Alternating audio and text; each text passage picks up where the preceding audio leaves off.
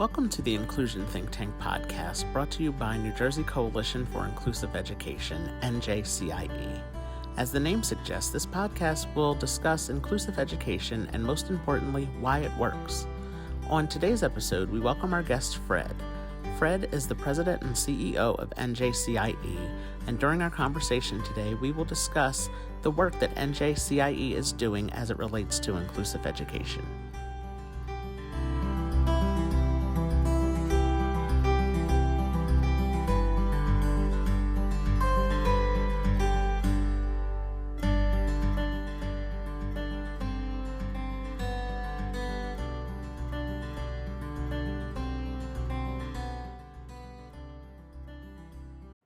Welcome to the Inclusion Think Tank podcast. This podcast is presented by New Jersey Coalition for Inclusive Education, and this is our very first episode, which I am very excited to present to you today. My name is Arthur Aston, and I will be your host. I'm looking forward to sharing all of these informative and educational episodes with you. I am joined today by my first guest, Fred, and Fred is the president and CEO of New Jersey Coalition for Inclusive Education. Thank you for joining me today, Fred. Thank you, Arthur, and it's great to be here. Yes, so our conversation today is primarily going to be focused on the work that New Jersey Coalition for Inclusive Education, also known as NJCIE, the work that you all do there and how you came to be. So I'm excited to share this episode with all of our listeners today, just so they can get a background of what the organization is about and all of the wonderful work that you are doing there. I'm looking forward to telling everybody about it. Yeah. So to start off, can you tell us the story of NJCIE, how the organization came to be? Oh, absolutely. NJCIE started as, or I should say, the predecessor to NJCIE was a subcommittee developed in New Jersey by TASH, which is a large national advocacy organization for people with disabilities. TASH set up subcommittees in a number of states that were largely run by parents and focused on inclusive education in their local areas. So a group of parents got together, largely parents with children with Down syndrome, and through TASH's help and guidance, started building connections and advocating for change in their local districts for their children and other children. This went on for about 5 years. And during those 5 years, of course, there was a year or two of building, but then the advocating turned into action. And they were able to convince districts by hook or crook or at times lawsuit to include their children in their local schools. And kind of universally, I was told that the districts came back and said, we're willing to try this quote unquote new thing called inclusive education, but we need help. We need training, we need support, we need guidance on how to do this effectively. So the parents started sourcing national experts on inclusive education and helping the districts to purchase or get their services in some way to support the teachers to include students with disabilities. After a few years of doing that, the parents found that the demand for these support services and advocacy services grew to the point where it made sense to formally incorporate as a nonprofit. It happened in 1995. Since 1995, we have continued to expand the services that we offer both parents and schools. So we provide free IEP consultation and free parent group training to parents. We're always happy to talk to anyone who is looking for more inclusive education for their children, and we will support them however we can. For students, the only real interaction we have there is our student poster contest, which is the Inclusion Works poster contest that students can submit pieces of art depicting inclusive education in the school, and the grand prize winner receives some money, and copies of that poster are provided to schools across the state. We've been doing that for many years, and it's up on the website. And the images we get are just spectacular. And oddly enough, the last 5 or 6 years, almost every year, it has been a middle school student who has won the contest. It's very, very interesting. Um, and then the largest piece of our services really are working with schools and districts and teachers to help include students with disabilities.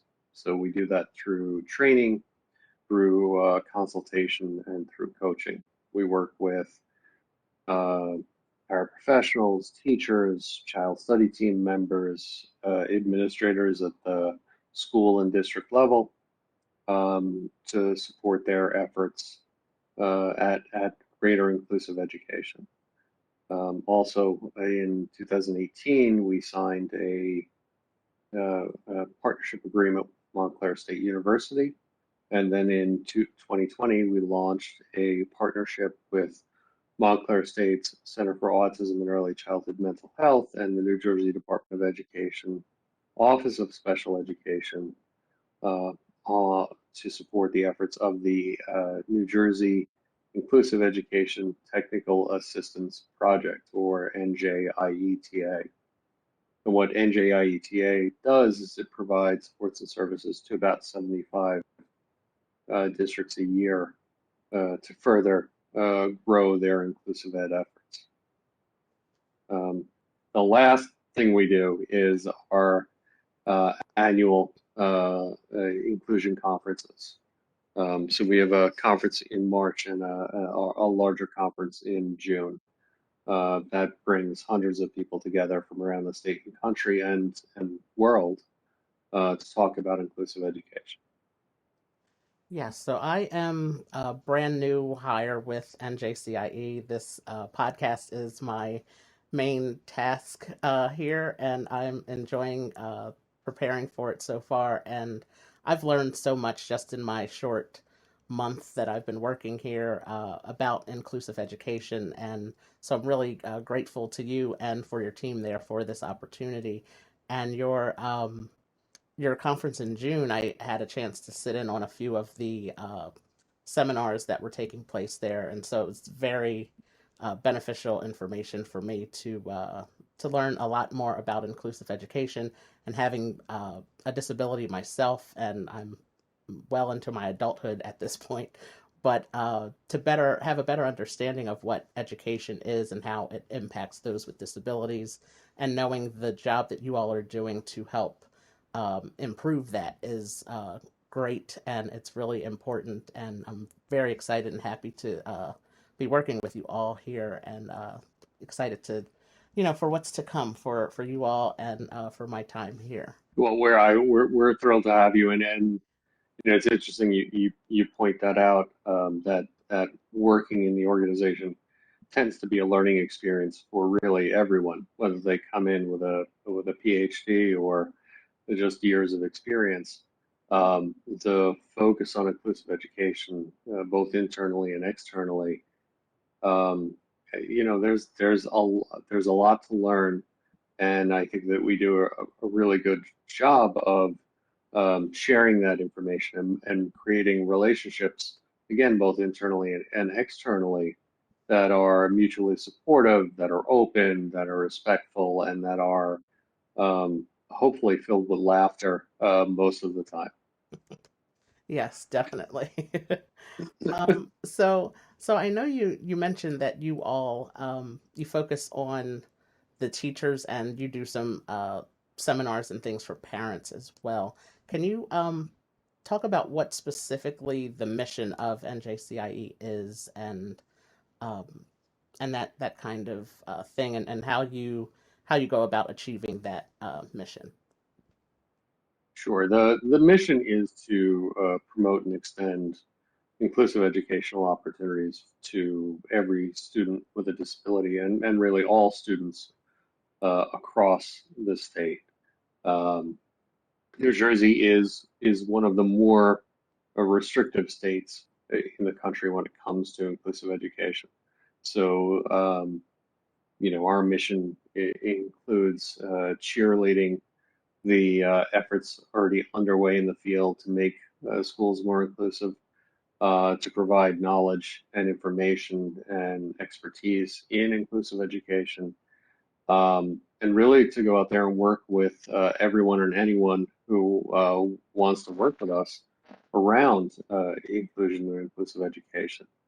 Um, we are generally in the position kind of a facilitator for change, whether that be through grant provided services or fee for service or just the free services that we provide in general. Our role is to meet schools wherever they are in the continuum of inclusive education and help support their efforts to improve. And every school is different. But there's one thing that's constant is there's always room to grow and improve everything, really, when it comes to educating students with our focus on inclusive education. Yeah, it's so, again, it's just so great what you all are doing, and that's what I was really interested in when I saw uh, the opportunity to apply there. And just I have such a passion for improving the lives of those who have disabilities and making it better for. I sound very old when I say this, but for the future generations uh, that are coming up behind me. But it's just so true. I really have a passion for that, so I'm very happy again to join you all in this work. And so this whole podcast is centered around inclusive education. Can you tell us how you define inclusive education? I'll start with two words or phrases. There's kind of inclusion and inclusive education. And my view is that inclusion is kind of that broader, philosophical, larger societal kind of sense of the word inclusion, and that's inclusion with a capital I. So if it's people with disabilities, LGBTQ, it doesn't really matter. It is about all people living, working, laughing, and learning together. But for us, inclusion is just that. It is that larger philosophical idea of the way the world should be, which is inclusive. Inclusive education tends to be a bit more particular, and it is really the focus on um, you know ages, for us, K through uh, uh, K through 12 plus a transition period, 18 to 21. And it is really about students learning, laughing, belonging, and being educated together. It is about the practice of including all students in the same classrooms, in the same schools, with their friends, with their neighbors, um, and and it can be particular to or I should rephrase that, say inclusive education is a set of evidence-based practices as well. So not only is it about what the students are doing, but it is about what the teachers in the schools are doing to ensure that students can be successful in general education classes. And so that schools are designed to support all students from the start. Great. That is, I love how you made the distinction and between inclusion and inclusive education. That's really, really important to mention. And I think it's a good place to start in the schools because as the students get older and they become adults, they are, that they can be better prepared to be included in the general population out in the world, in the working world, in their communities. And wherever they choose to go after school hours and all of that. So it's really important to start these lessons of inclusion in a school setting so that they can be applied outside and in the community. Oh, absolutely. And listen, we live in quote unquote typically developing world, whatever that means. But at the end of the day, the students we're teaching today uh, are are are going to graduate and are going to be living in our communities and our neighborhoods with us. And I know it almost sounds like even saying that feels a bit bizarre to me, making that such a distinction. But the reality is, for students with disabilities, they need to be included from the start, not excluded through the public education system and expect to suddenly figure out how to include themselves uh, after high school or post secondary. So we need to start um, at the same time that everybody else does, in the same room with everybody else, not only because it's the right thing, but also because it's a civil right. It has been upheld through the judiciary over and over again that students with disabilities have a civil right to access general education curriculum and the general education classroom. Um, at the end of the day, all we're really doing as an organization is supporting students in accessing those rights. Yeah, that was one of the big things that I mentioned that I saw on your website when I was applying that you mentioned that this is a civil right for for all students, and that really struck me because, as you said, like it has been said over and over again in the different laws that have been passed, that students are entitled to this as a civil right. So the fact that you include that on your website was a really important and really big thing for me personally to see. And so that was a really big highlight for me. I was like, yes, it is. That's exactly right. And we have to we have to make sure that we share that and spread that and make people aware that it is a civil right, that everyone uh, deserves that opportunity, and it is their right to have that opportunity to have a great education and access to it. So yeah, that was really cool for to see. Absolutely, and I think that the language we use too around some of this is problematic in our sphere, the education sphere. Is just starting with the term general education class versus special education class. Once a student is classified, they are labeled as a special education student, and then it can be understandable how uh, people might be confused about placing a quote unquote special education student in a quote unquote general education classroom. So even the language we use around naming things and labeling things is problematic. But at the end of the day, um, the judiciary has found over and over again that inclusive education is a civil right. So we're we're not out here as the enforcers. We're not the lawyers. We're not suing people. We're simply here to support everyone's efforts to improve and enhance and extend inclusive educational opportunities for all students in New Jersey. Um, I'm enjoying everything that you're saying. This is again, I learn so much every time that that I've spoken with you and the others that work with NJCIE. So I'm really enjoying this conversation personally myself. So I know that our listeners will, gain some really good insight into inclusion and inclusive education through this episode. Okay. Let me further define something too, because I don't Hmm. want anyone to get confused. When I'm talking about inclusive education, I'm not talking about taking students who have been in more restrictive settings and simply dumping them in general education classrooms.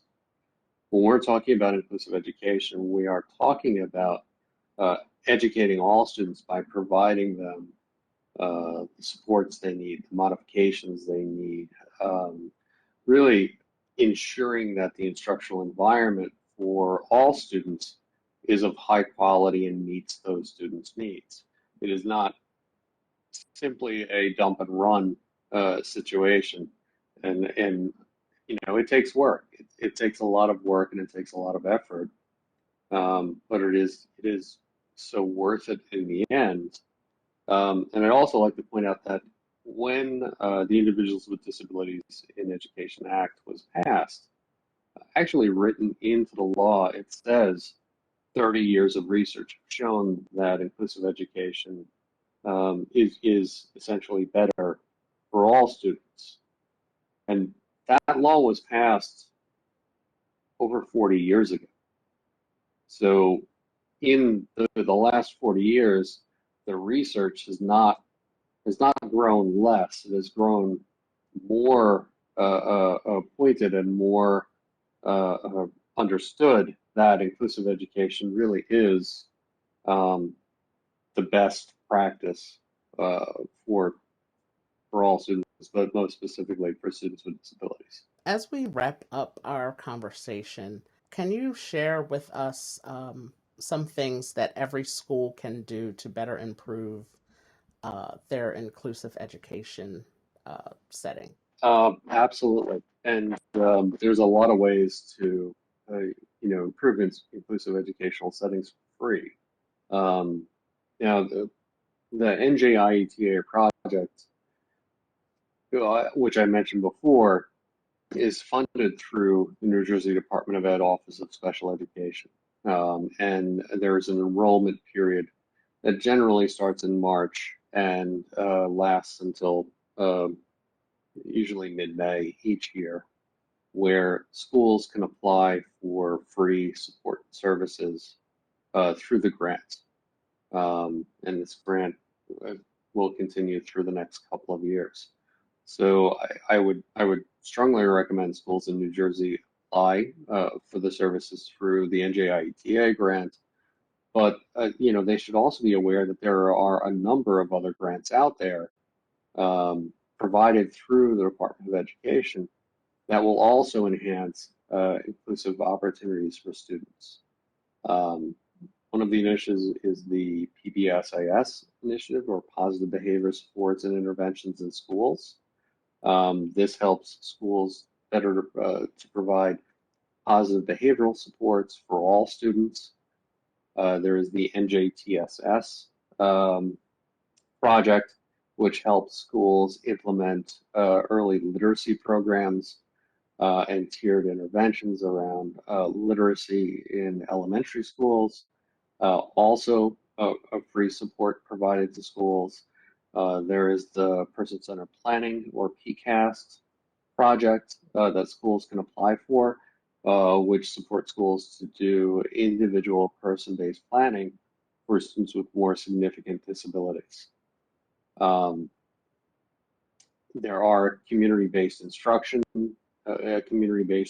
instruction project as well that schools can apply for to help support their efforts to uh, provide transition services to students by helping them to learn useful skills that'll translate into employment.